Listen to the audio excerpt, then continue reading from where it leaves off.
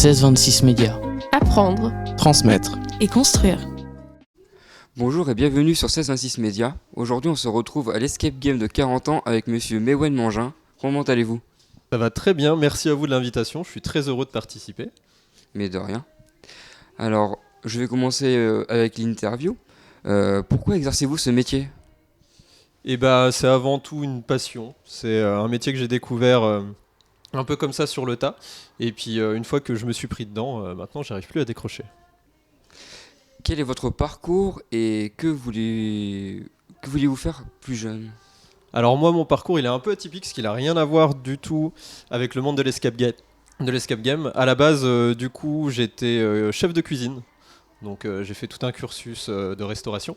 Et puis après je suis parti dans le conseiller client, donc complètement changé de voie une fois de plus. Où là du coup c'était plutôt de la relation client par voie téléphonique.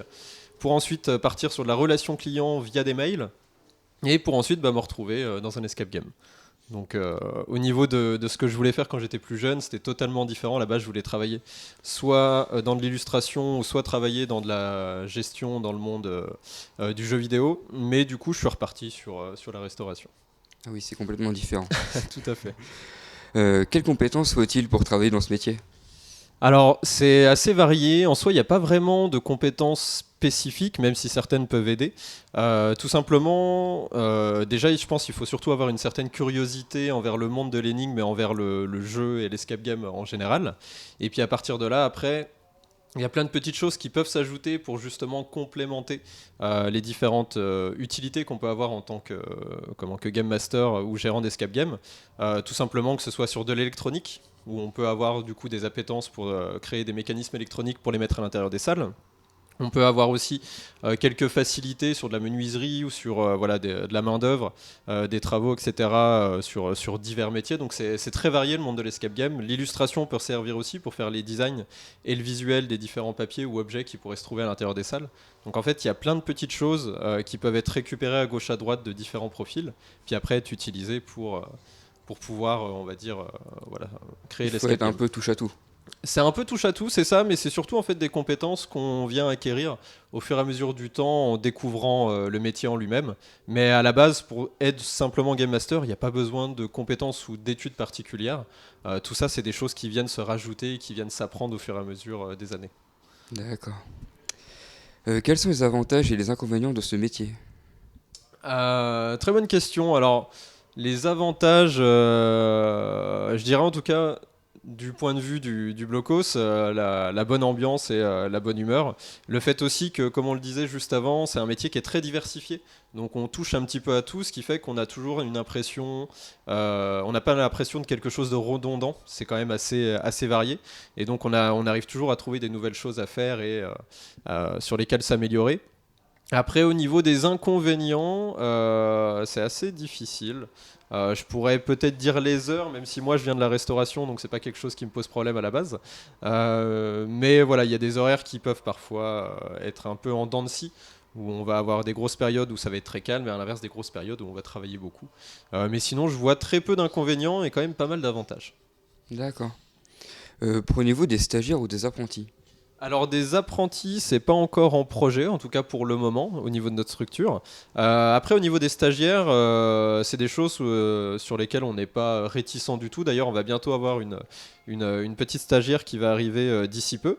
Et du coup, c'est vachement intéressant parce que ça permet de leur faire découvrir un peu ce métier qui est encore un peu méconnu, et puis de montrer un petit peu les envers du décor de ce qui se trouve derrière l'escape game. Quel conseil donneriez-vous à un jeune qui souhaite se lancer dans ce domaine ? Tout simplement d'oser et aussi d'être créatif. Faut pas avoir peur d'essayer de se démarquer. Pour vous donner des exemples, par exemple sur les personnes qui ont postulé pour venir chez nous, il y a des personnes qui nous ont fait des espèces de petites vidéos sur YouTube sur lesquelles ils ont scénarisé une sorte de petits jeux un peu en jeu de rôle pour essayer de donner envie justement de se démarquer. Moi par exemple, je sais que j'avais fait vu qu'on est lié à l'histoire, j'avais fait une lettre d'un soldat de la Seconde Guerre mondiale qui du coup expliquait qu'il voulait à tout prix atteindre son objectif, et l'objectif était en fait tout simplement de venir ici. Donc après, ce que j'invite à faire, c'est surtout d'essayer d'être créatif, de se démontrer, de se démarquer, mais surtout de venir par passion avant tout, et de vraiment vivre le projet à fond. Vous nous décrire une journée type au sein de votre escape game. Alors c'est assez varié, ça va dépendre, mais si on peut partir sur une journée assez classique, la première chose, je reviens à ce que feraient beaucoup de personnes qui gèrent une entreprise, donc c'est bien sûr la mise en place, s'occuper de vérifier que tout est bien allumé, que ce soit au niveau des salles, des mécanismes électroniques, de tout ce qui entoure par exemple le hall d'accueil, bien sûr faire le ménage et tout ce qui va avec, hein, bien évidemment. Et puis après c'est surtout l'accueil des clients, donc il y a toute une partie où on prend le temps de discuter avec nos joueurs, de leur poser des questions, de leur expliquer comment ça va se dérouler. Ensuite, on les envoie dans une salle de visionnage dans laquelle ils ont une sorte de petit film pour un peu les briefer et les mettre dans le jeu. Et juste après, on les envoie en salle et là, on fait ce qu'on appelle du game mastering. Donc tout simplement, en fait, on regarde à travers les caméras qui sont disséminées dans toutes les salles de l'escape game ce que font nos joueurs pour essayer de les guider et de les aider. On leur envoie des messages pour leur indiquer s'ils sont sur la bonne voie ou non. Et puis suite à ça, après, on retourne en salle pour leur montrer soit le restant de la salle s'ils n'ont pas réussi à la terminer, soit tout simplement pour conclure s'ils ont réussi à finir la salle. Et puis après, il y a une sorte de petit débrief historique sur lequel on revient sur l'histoire qui nous a donné l'idée de conceptualiser nos salles. Et une fois que c'est terminé, et du coup, on fait une petite photo de groupe à l'accueil avec des tenues d'époque en rapport aux salles et aux scénarios qu'ils ont choisis. Et puis après, les joueurs partent. Donc c'est le moment où on va ranger nos salles assez rapidement pour remettre tout en ordre pour la prochaine équipe qui arrive juste après. Et donc on fait ça avec plusieurs de mes collègues et on est plusieurs à gérer plusieurs salles en même temps, donc il y a tout un roulement à gérer. Il faut faire aussi attention au temps pour pas gêner bien sûr les autres joueurs et les autres équipes, et puis bien sûr les autres game masters. Pourriez-vous nous donner une fourchette de votre salaire? Alors une fourchette, on est aux alentours, tout dépend, mais je dirais entre 1002 et 1005, 1006, après tout dépend les escape games, mais voilà, on est aux alentours d'un peu plus du SMIC pour vous donner une idée. D'accord. Après, c'est comme tout dépend la taille de l'escape game et puis aussi tout dépend les différents postes. Un poste à plus haute responsabilité gagnera forcément un petit peu plus. Et je suppose que ça joue aussi le fait du nombre de personnes qui viennent ou pas, c'est ça? Et après, tout dépend. Bien sûr, forcément, plus l'escape game fonctionne, plus forcément on peut se permettre de donner un salaire plus conséquent aux employés. Et à l'inverse, plus c'est compliqué.